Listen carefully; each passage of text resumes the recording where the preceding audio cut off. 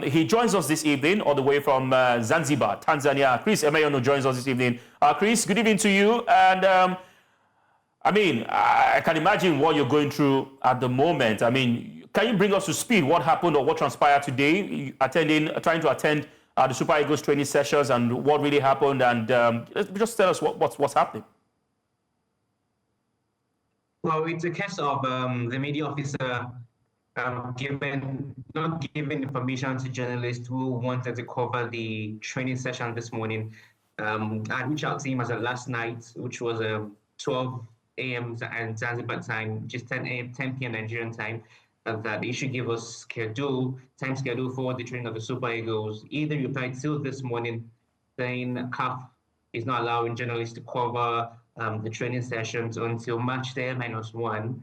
And then we had a back and forth. I was telling him, well, that's not possible. It's 15 minutes of every training till match day -1 is open to every journalist to cover. And kept saying CAF restricted journalists from covering the training and all back. And we had that back and forth and all of that. And at the end of the day, well, I'm still the only Nigerian journalist here. I missed the training. It went down at 10:30 a.m. this morning.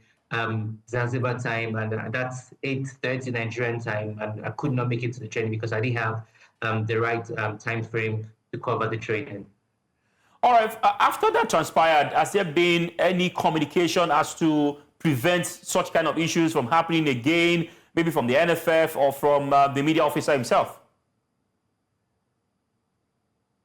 Well, I personally reached out to the CAF media coordinator here in Zanzibar, and we had a quick conversation. She assured me that I should be in the training tomorrow, and I'll be able to cover the games or training, of course. And also reached out to the director of media of the NFF, Dr. Demola Lajire, who also weighed in his own 2 cents into the situation. And I think he spoke to the media officer of the Super Eagles, Mr. Promise, and he's been a little bit acceptive and receptive since this evening. So we're expecting to have a good time tomorrow in the training by 10:30 a.m.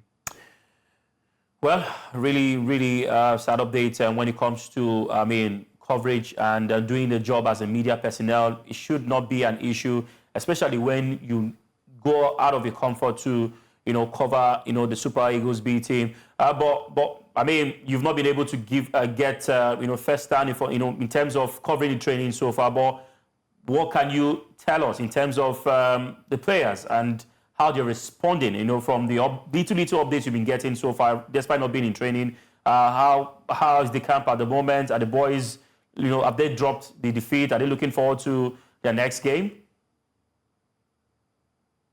Well, I know for sure that Tayo Abdurrafiu and Ani Ozemene trained separately today from the team. The rest of the 21 players are trained together. And the funny thing is, prior to reaching Zanzibar, I did constant communication with some of these players. But after the loss, they stopped replying the chat, stopped talking or chatting or doing any sort of communication with me and other journalists that expected to join me here soon. So it's been a total media blackout since that loss to Senegal on match day 1. Hopefully, that will give them, they're getting themselves to get a win in the next game, because I do not understand why they are blackout on the media because of the loss of the game. I think the media should be their best friend right now, because Nigerians are expecting them to win the next game, and it's only the media that can actually help this team with a little bit of good image out there.